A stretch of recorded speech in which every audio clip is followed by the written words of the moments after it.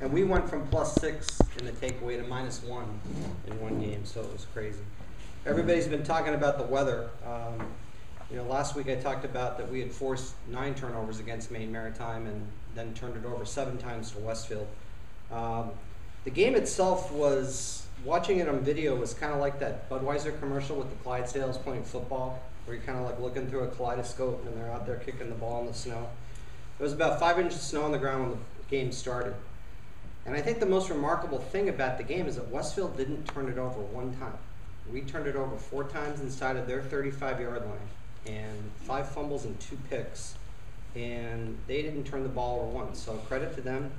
It was a great victory for them, 11-0. We're gonna go back from that and see what we can do this week. A couple of highlights from last week. Matt White had his 6th career 100-yard game. He had 126 yards in the snow. We actually outgained Westfield by over 100 yards. And they had 152 yards of total offense, and we were close to 300, but couldn't do anything with it.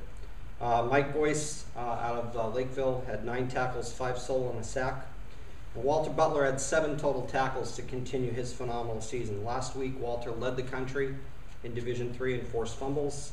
He is 3rd in the country in tackles for losses. He has 17 for 60 yards. And his face is going to become well known around the country this week. Walter is going to be featured in this week's issue of Sports Illustrated in Faces in the Crowd. He's the 2nd Maritime athlete in 2 years to win that honor. Nathan Shear did in October of 2009. Hopefully Mariano Rivera isn't on the cover this week. We can only hope. That brings us to the Cranberry Bowl. It's the 33rd annual. It's presented by Ocean Spray. And we thank Peter Wyman, the Vice President of Sales for Ocean Spray, whose son Brett plays at Brown University. So there's the Ivy League tie-in. Bridgewater's coming off a shutout win at Maine Maritime. They've had 2 shutouts in the last 2 games, 3 overall. They've won 4 straight. We have something they want, and that's called the scoop.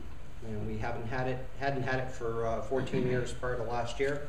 We're trying to win back-to-back scoops for the first time since '83. And to end the season on a positive note and win both the Admirals Cup, which we did against Maine, and the Scoop for the first time since '96 in the same year. So with the win, there's still an outside shot for us for an ECAC bowl bid. We have some an impressive victory. I'm sorry, Mike. We're the only team to beat Western New England this year. I'm sorry. But so 6-3 might get us in the hunt for that. So we still have a lot to play for this week. Congratulations, Mike. He's a tremendous football player.